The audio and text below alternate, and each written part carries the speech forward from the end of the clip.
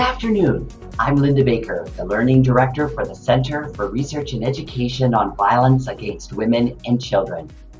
On behalf of the Knowledge Hub team, welcome to our fourth research briefing, Using Yoga in Your Work with Women, Children, Youth, and Yourself. Our presenter will speak for about 10 to 15 minutes. Please enter comments or questions for the presenter into slido.com using the code 7423 shown on the presentation slides. During the last 5 to 10 minutes of our briefing, I will present some of your questions to our presenter. The link to the presentation slides was emailed to you earlier today. I'm honored to introduce Renee Turner. She is the research manager for the Reaching Out with Yoga project. Her background is in community-based research, and she's passionate about bringing research and social services together. She is also a yoga teacher and has learned so much through this project about how the yoga community can and must become more trauma-informed, inclusive, and accessible. Renee, over to you. Thank you so much, Linda. And thank you all for being here. Thank you. My name's Renee. As Linda shared, my pronouns are she and her, and I am joining you from the unceded territories of the Squamish, the Tsleil-Waututh, and the Musqueam peoples. So I'm based on the west coast of British Columbia, probably far away from many of you. I'm the research manager on the project, and I'm excited to share some of our findings from the 5-year study that is just wrapping up now. So just a little background, the project has been 5 years, as I mentioned. It's Public Health Agency of Canada funded. We are grateful for the funding. The purpose of the project was to provide and to measure the effects on health and well-being of trauma-informed yoga for 3 participant groups. So the first participant group were women who are impacted by violence or experiencing violence, who are accessing services from transition house or women's shelter organizations in BC. The second group were children and youth, and those were either children of the women who are also residing at the transition houses, or they are children who are accessing other anti-violence counseling type services within BC. And those 2 groups received the intervention, which were 4 trauma-informed yoga classes, so sessions delivered by a trained trauma-informed yoga teacher. And then the third participant group were staff of the transition house organizations. And they received a different intervention, which was a half-day Using Yoga in Your Work workshop, which looked at self-care, grounding, and ways to mitigate the impact of a vicarious trauma in your work. For the purposes of time, I'm today focusing just on the women's data, but I will share at the end how you can find out any other information about the children and youth and the staff data as well, if you're interested. So trauma-informed yoga, just to give you some context, essentially the focus is on the individual experience.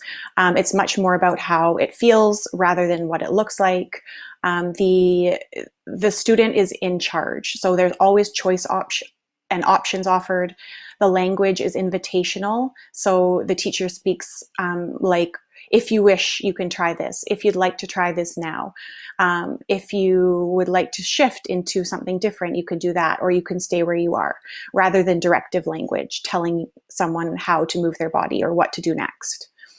The focus is on self-awareness and their own experience, and having a really positive, the idea is to have a positive and empowering experience within their body. There are no physical adjustments, no hands-on. The poses are often shorter and a little bit more focused on just how it's feeling inside, but not a lot of holding for a long time and getting too deep into a meditative state to prevent the potential of dissociation, which can happen. There's a lot of research out there. There was previously, and there continues to be, on the impacts of trauma-informed yoga for different populations who are impacted by trauma. And the results are really promising for especially treatment-resistant chronic PTSD survivors. Also really strong research to suggest that trauma-informed yoga in combination with traditional therapy and medication is extremely effective. So we used a mixed methods approach for our study. This is sort of the demographic results. We looked at pre and a post intervention survey for the women, and then we also asked Likert scale questions at the end of each session on how the yoga was, what was their experience, do you feel any different after having just done the yoga. But at baseline, they were asked about their mental health status and their physical health status. So in total, 212 women joined the study, and they were from 14 different agencies throughout BC. So they were recruited through the transition houses or the second stage houses that they were residing at or seeking services from.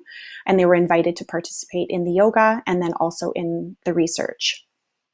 At baseline, mental health conditions were reported by 73% of women, and 42% of those were anxiety related, 40% was mood related, mostly depression, and some bipolar, and then stress, chronic stress, and PTSD. Physical health conditions, at least one, was reported by 67% of women, and you can see the breakdown there. The majority was musculoskeletal, so neck, back, joint related issues. And these were open-ended, so they were able to fill in how they did, and then we coded accordingly. So of course, I think there could be some overlap between musculoskeletal, pain, injury, but we just reported how they reported. We also looked at stress symptoms. So we used an adapted PTSD scale, and we asked, have you experienced any of the following in the past month? So we asked that at baseline, and then we asked that at follow-up.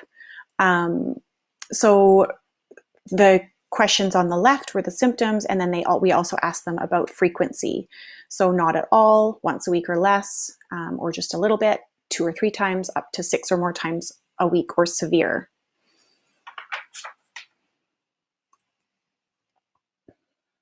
So you can see on the left, these are the results from those surveys. Basically, 6 out of the 8 items were a statistically significant improvement from pre to post intervention. Memories and intrusive thoughts. We looked at, just for simplicity for today, I have listed the participants who listed the symptom as 6 or more times a week or severe, and the percentage of those that reported it at baseline and then at follow-up. So for memories and intrusive thoughts, or that sort of rumination type symptom, almost 35% of them at baseline said that they were experiencing severe rumination. And then that decreased to 14.3% at follow-up. Sleep difficulties, also a significant decrease. Fear or worry or that sort of hypervigilance type symptom, also a significant decrease. Self-medication and drug use wasn't high to begin with, but it did decrease over time, just not statistically significantly. Appetite changes, negative view of self or others. And then for the difficulty having positive feelings item, we looked at the number of participants who reported none at the beginning, and then compared to how many reported none at the end, and the increase was significant. I want to acknowledge that the yoga and we cannot take full credit for all of these improvements, and we did not control for the other supports that they were receiving. Many of the women who are seeking the services, of course, as many of you know, are in crisis, and the services that they're receiving and the supports they're receiving are helping as well improve these symptoms. So regardless, we were really pleased with the results, and the qualitative interview data, which I'll share with you next, also helps to sort of illuminate some of the other impacts and reflects well on these impacts as well.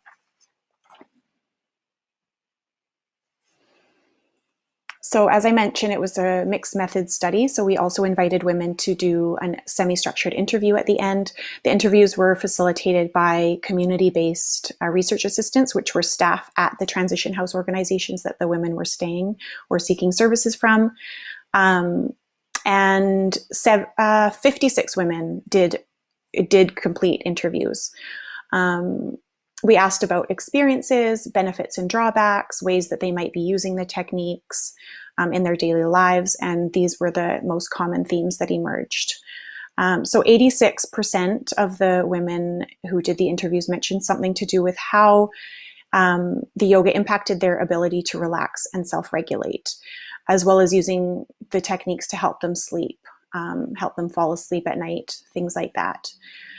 55% reported physical benefits, like noticing that their strength was improving, their flexibility, and that the poses and the yoga was getting easier over time. They felt a sense of mastery over them, which was a really positive effect.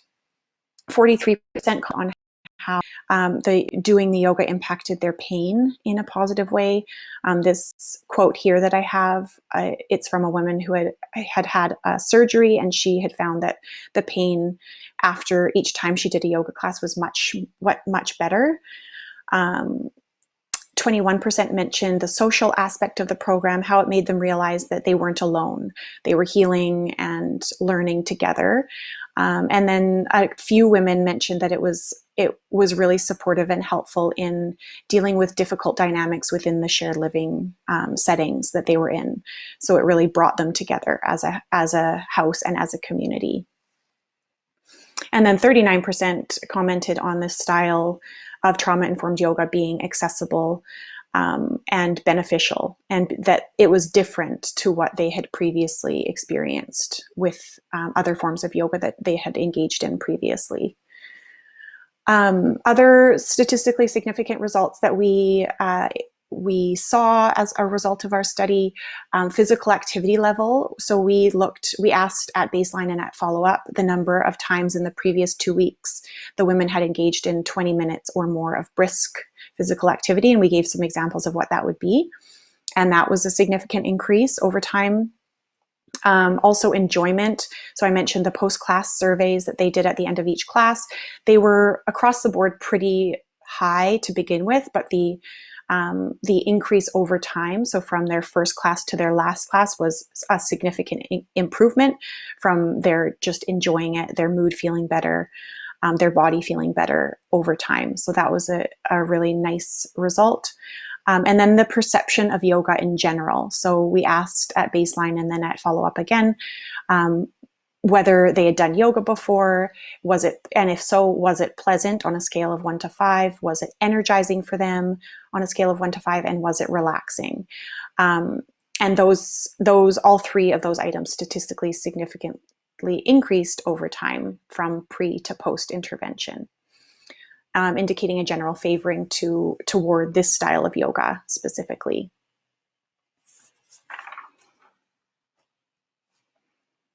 So the key takeaways: yoga was really well received in these organizations, but there are key areas that need to be in place in order for it to be a success. And I'm happy to chat to anyone who's curious about starting a yoga program, a trauma-informed yoga program in your organization or in your work. And then our other key takeaway was around research. It's challenging, but it's really important to do community-based research in these settings. And as long as the staff feel supported to do so, it can be really successful. So tools and resources, I just want to bring your attention to our website, where we have listed all of our resources that we created through the project. So our partner organization, Yoga Outreach, who are the specialists in trauma-informed yoga, they developed 5 trauma-informed yoga videos for anyone to use. This one on the top left is a 10-minute chair yoga practice that I would encourage anyone to do. It's so easy to incorporate into your day-to-day or to use with clients or to share with clients. Using yoga with children and youth resource we also created that you can download there, that gives you some ideas about breathing and mindfulness and movement practices. And then we did a using yoga at work poster that I'll share with you here. So you can have it up on your wall and just have some really nice ideas for some chair movements. You can do one or you can do the whole flow. And then we created some booklets, Yoga Your Way. So the idea for these was that women could continuously use the trauma-informed yoga things that they learned ongoingly, even after they leave the project, leave the house, leave the agency that they're seeking services from. So I'd encourage you to go online and check those out.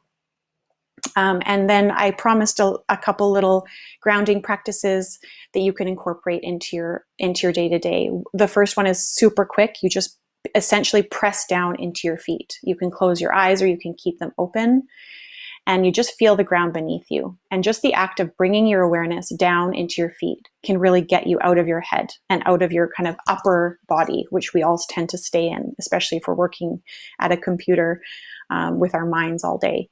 The other one is you can use your hands as kind of a mimicking the breath. So inhaling, exhaling. So inhaling, exhaling. And just a few of those. And when you come back together, you can press your fingers together, and that's a really nice grounding, centering place. Thank you so much, and I look forward to hearing your questions, and feel free to reach out with any other questions you might have.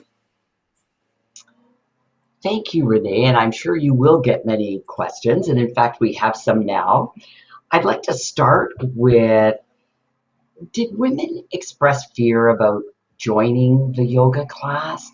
And if so, what were some of the ways that you supported them or encouraged them to be engaged?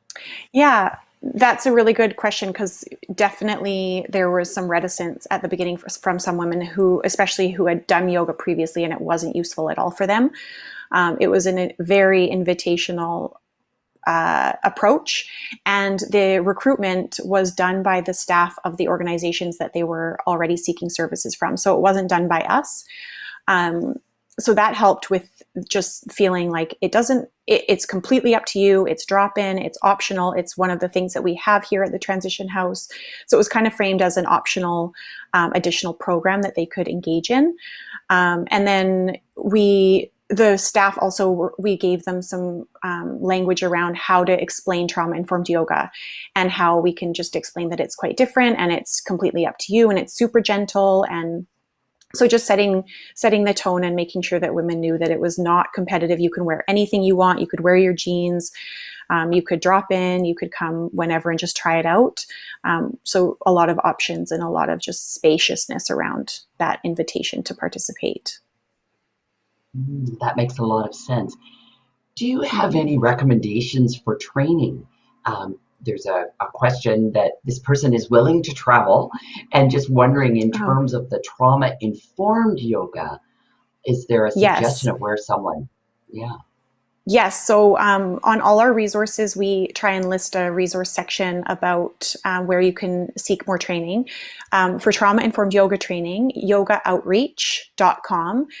Yoga Outreach is our partner organization, and they specialize in doing trauma-informed yoga for yoga teachers. And they actually have shifted to online trainings for now anyway. So that's a really great place to start. And then if you want to do specific to children and youth, the New Leaf Foundation is an organization, I think they're based in Ontario, and they do specifically for children and youth impacted by violence. Oh, those are great recommendations. There's another question, Renee, about, in bringing yoga into the shelter, did it influence the sort of milieu or the tone in the shelter? So I did check-in calls with the sites every few weeks, and we asked questions about that. How was it going? How's the kind of overall feeling toward it? And it really varied. Some shelters, if they're bigger organizations, it didn't really faze anyone if they weren't participating. It would just really be like a poster on the wall, and it would be happening once a week. No one else knew. And then other smaller houses where it was a really kind of closer knit, like maybe 2 or 3 beds in the shelter, and everyone was aware that it was happening, then it was more of like a community experience. But I kind of alluded to in the interview findings where women commented, and also staff commented during the my check-in calls, that it was helping deal with some of the challenging dynamics that would naturally arise within that shared living environment. And that also it was helping with dynamics between staff. So the staff training where they received the half-day workshop on invitational language and trauma-informed yoga and ways to take care of yourself, that they were finding that they were using those skills with each other, and finding that it was useful to support not only their own personal self-care, but their interactions with other staff and with the women themselves.